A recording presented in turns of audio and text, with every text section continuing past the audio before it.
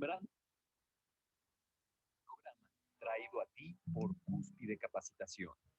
Bueno, les damos un cordial saludo, una bienvenida para todos nuestros oyentes y seguidores de nuestras redes sociales y, por supuesto, de esta su emisora, Voz Puente Radio, donde estás, no es el final. Hoy es martes 27 de julio del 2021. Continuando con nuestra programación para este día, estamos con la presencia de Arely Jiménez en su segmento Sembrando Palabras de Vida.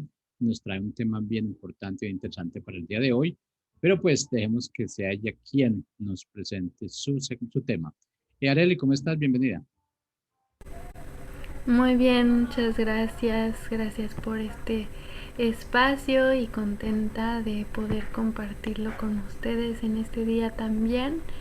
Eh, el tema que hoy pues decidí poder compartir en este tiempo es vivir para enseñar versus enseñar para vivir, y pues más adelante vamos a estar viendo el porqué, y espero que pues en este tiempo pueda ser de beneficio para todos nosotros.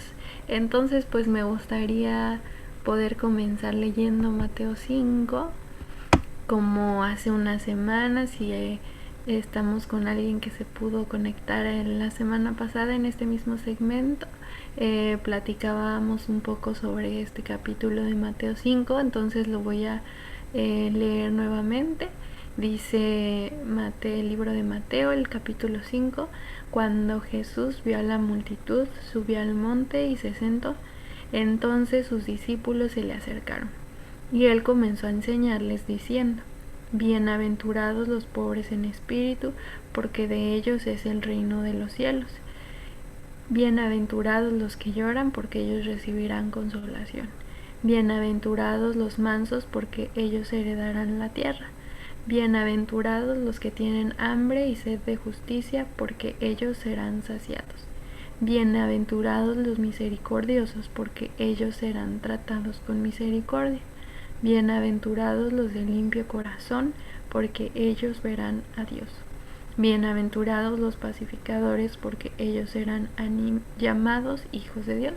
Bienaventurados los que padecen persecución por causa de justicia, porque de ellos es el reino de los cielos.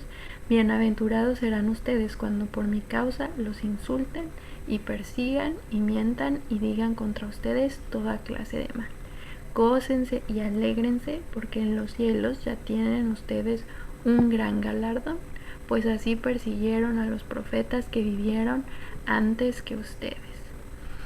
Entonces, pues bueno, aquí estamos viendo cómo Jesucristo está hablando del reino de los cielos, cómo es que funciona, y podremos pensar en un reino aquí en la tierra, en el reino de Inglaterra, en el reino de España, y podemos ver cómo funciona el gobierno y, y las leyes a partir de estos reinos o a través de estos reinos, y cómo ver o cómo compararlo con este reino que Jesucristo vino a presentar.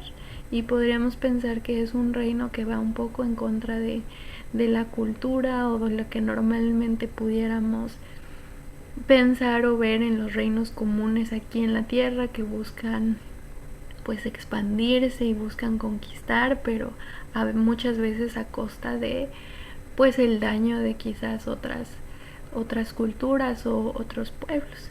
Entonces el reino que nosotros vemos aquí es quizás contrario también a lo que socialmente es más cómodo, más aceptado, o quizás un poco más lógico en el beneficio propio, ¿no? Porque estamos viendo cómo dice que son bienaventurados o favorecidos por Dios las personas que son misericordiosas. Por ejemplo, dice porque ellos serán tratados con misericordia. ¿Y qué es esta parte de misericordia? Es no dar lo que merece. Eso es contrario a lo que muchas veces en nuestra cultura se dice, que nosotros debemos de ganarnos la recompensa, nosotros debemos dar lo que el otro merece, darle su merecido, como podríamos decir en una manera común. Pero aquí lo que el Señor está diciendo es lo que Jesucristo mismo está diciendo es: nosotros somos favorecidos por Dios cuando no necesariamente damos lo que merece una persona, aunque haya sido tratada de una manera, aunque haya hecho algún daño o algo que nos ofendió. Pues habla de cómo no dar ese mismo trato, ¿no? Sino más bien ser misericordiosos. Y luego también habla de la pureza y de cómo también Dios favorece a la persona que se mantiene pura, la que mantiene una esencia sin importar lo que esté ocurriendo en su alrededor. Y eso también puede ser contrario a una cultura en la que más bien nos habla de cómo es muy fácil corrompernos, de cómo es fácil pues tener una doble moral en la que a veces es conveniente ser de cierta manera o a veces no es conveniente guardar ciertos principios dependiendo de la situación. Pero aquí nos habla de cómo en el reino de los cielos es favorecido aquel que se mantiene en esencia puro y que no permite que esa corrupción, sin importar la situación, lo diluya o lo contamine. Y luego también está hablando de cómo son favorecidos o bienaventurados en el reino de los cielos los que padecen persecución por causa de la justicia. También esta parte que puede ir muy en contra de la cultura, porque pues ser perseguido no es algo placentero. Ser perseguido pues incluye un trato quizás despectivo o incluye quizás burlas o ser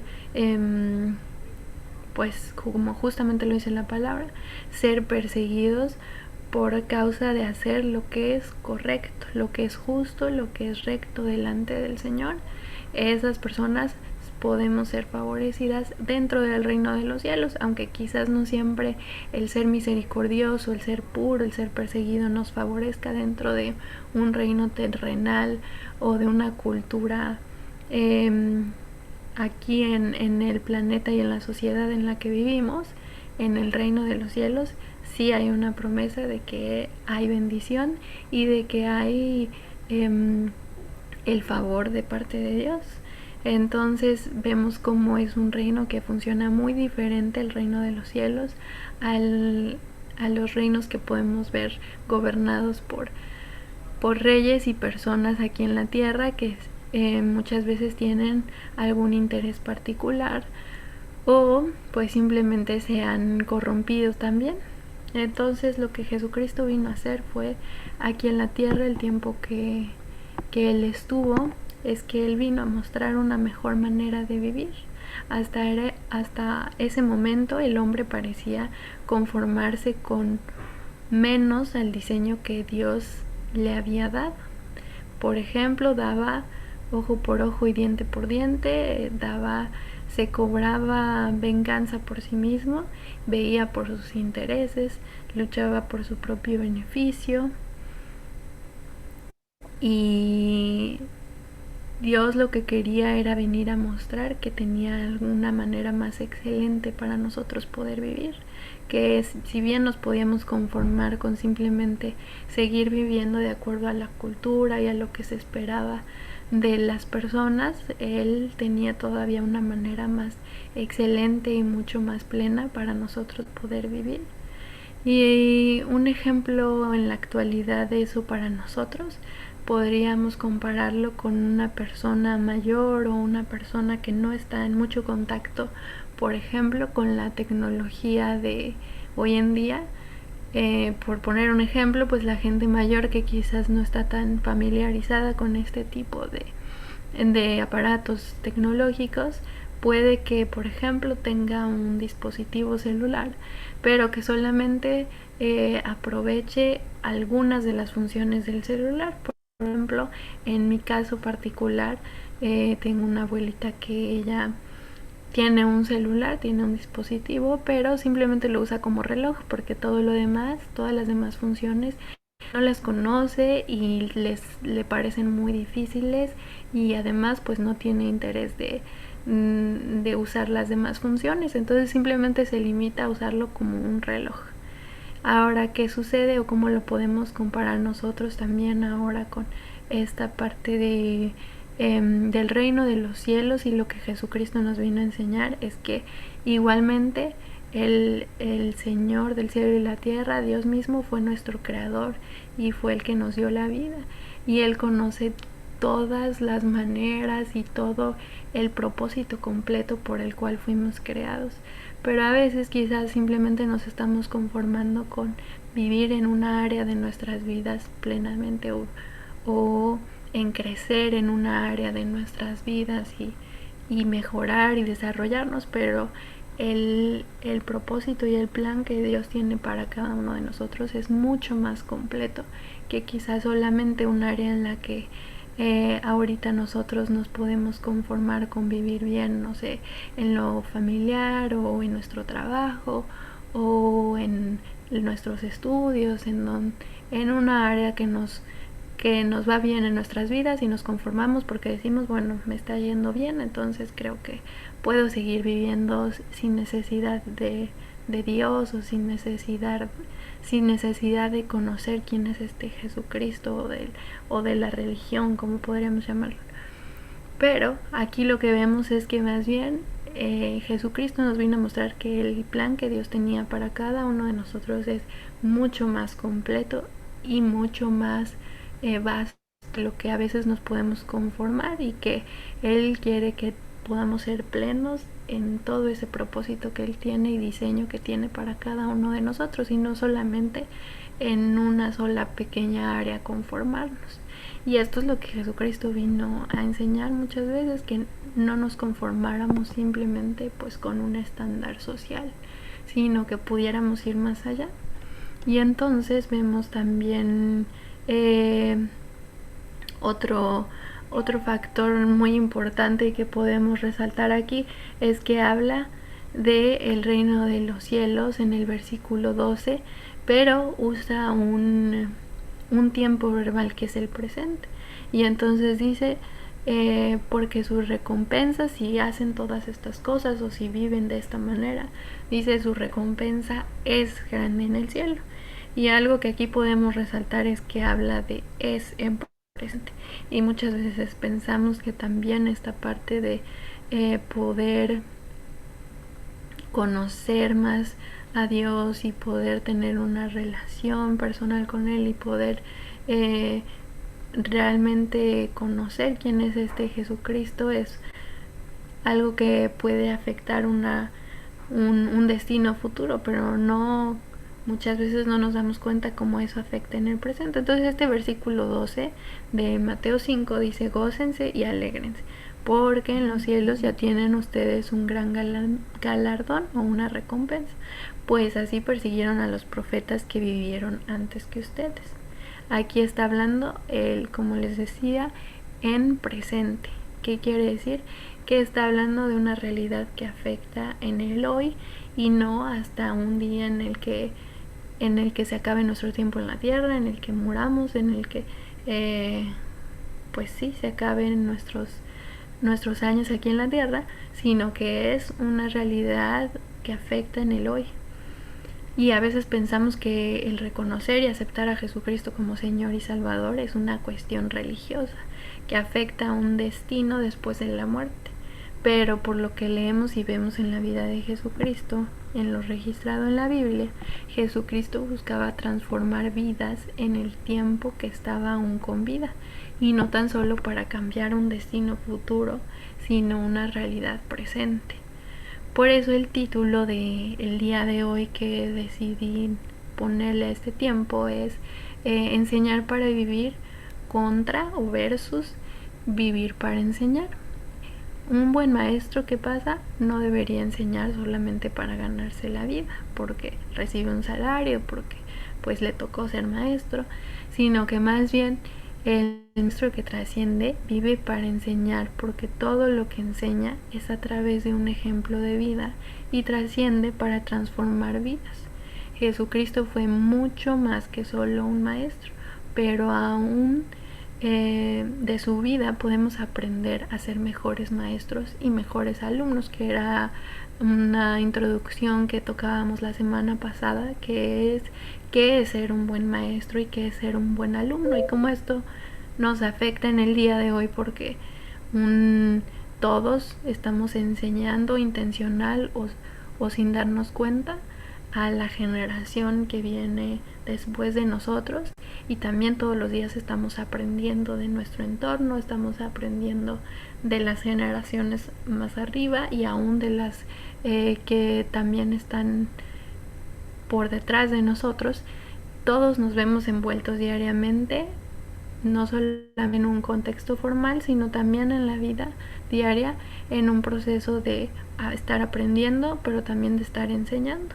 Entonces, por eso la importancia de poder reflexionar en cuál está siendo nuestro papel como maestros o como personas que están enseñando a otras generaciones, y también como alumnos de seguir creciendo y alcanzando el potencial que Dios tiene para nosotros.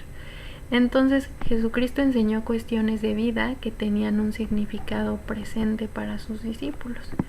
Un buen maestro busca que cada enseñanza tenga un significado en el presente para el alumno, y busca que el alumno lo pueda relacionar con su realidad actual. Un mal maestro y un mal alumno solo buscan hacer uso de datos memorísticos que muchas veces carecen de significado, no tienen mayor impacto que pasar por la mente en memoria, y en cuanto algún evento pasa, pues esa memoria ya se olvida, se queda para después y no causa nada en el diario vivir de la persona.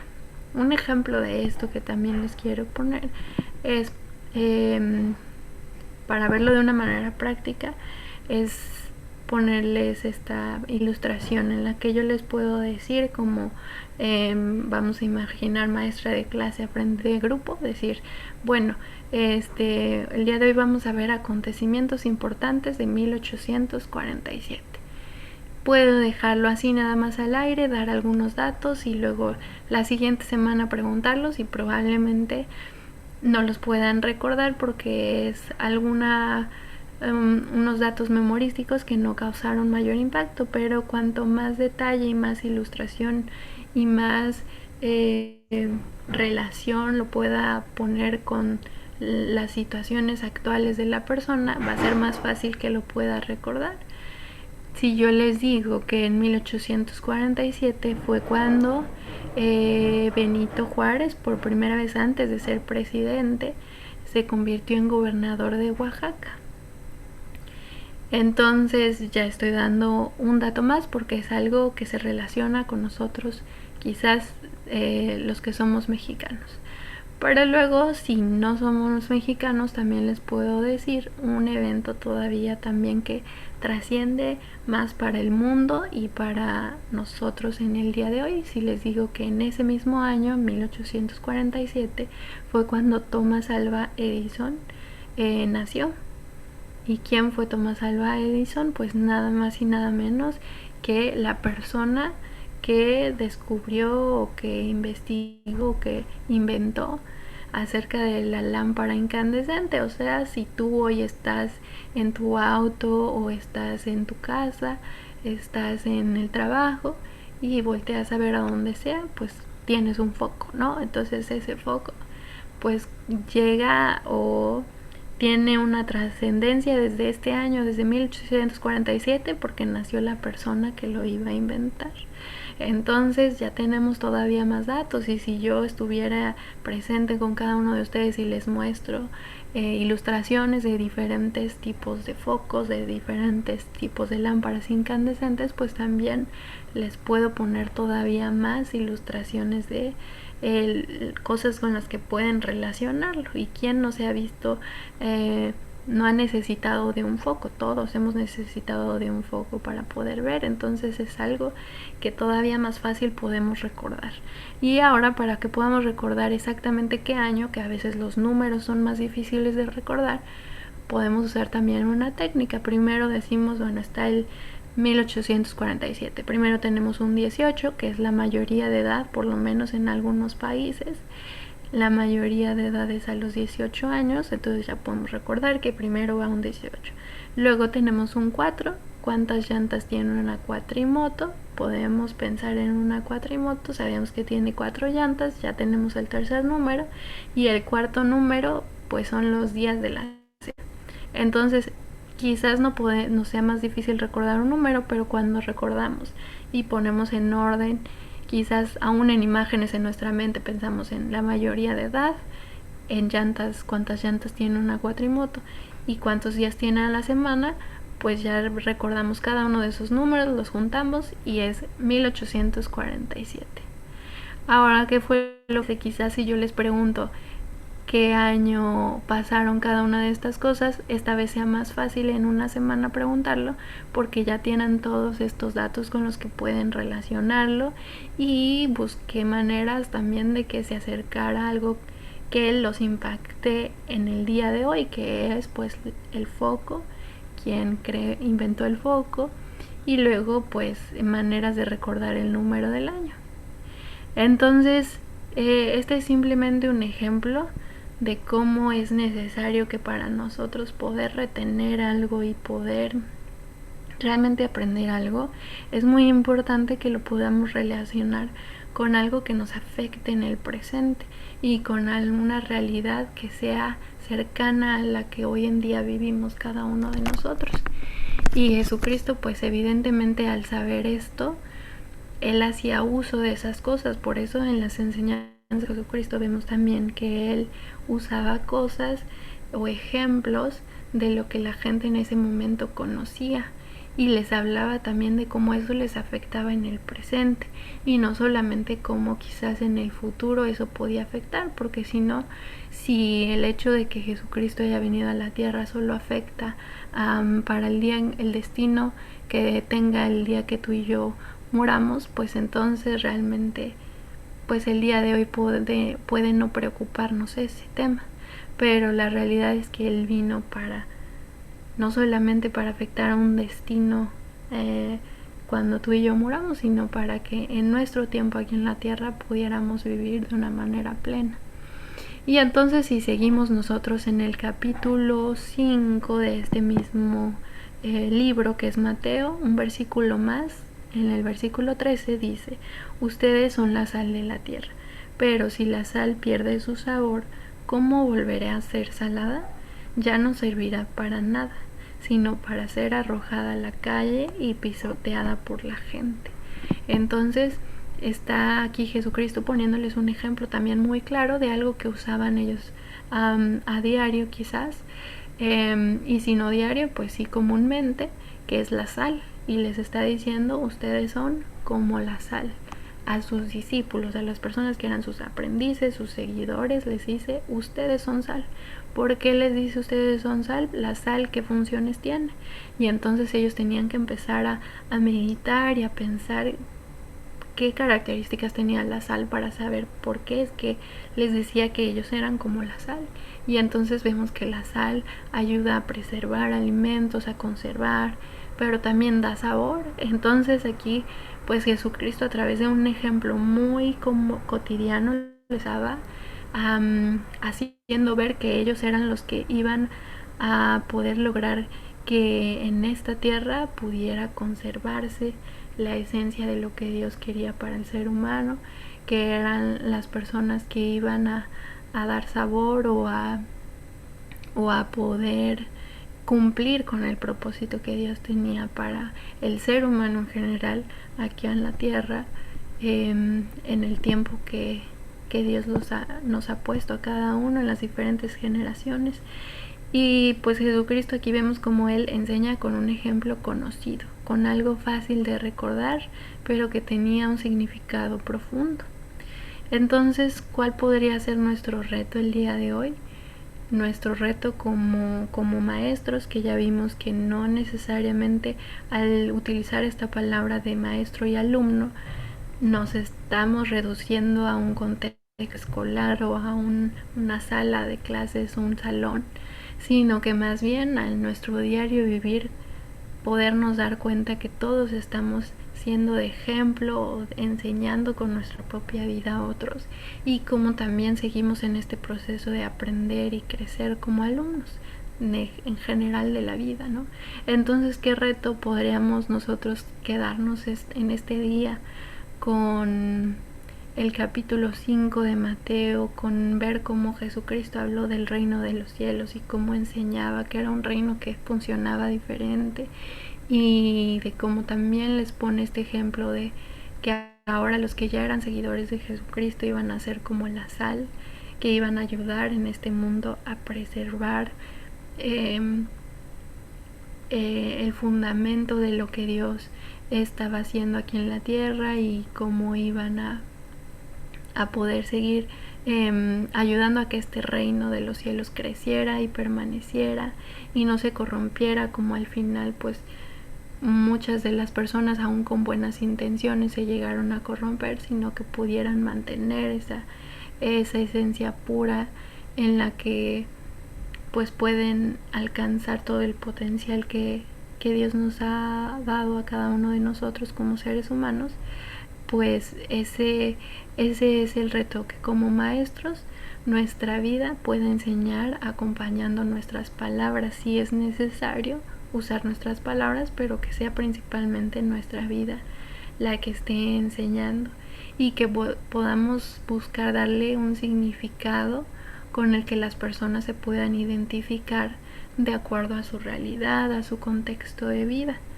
Que todo lo que nosotros podamos transmitir a otros, que pueda tener esta intención en la que nosotros ayudamos a que se preserve pues el gobierno de Dios aquí en la tierra, porque es la única manera en la que el hombre puede alcanzar ese potencial que mencionamos, con el que Él nos ha creado.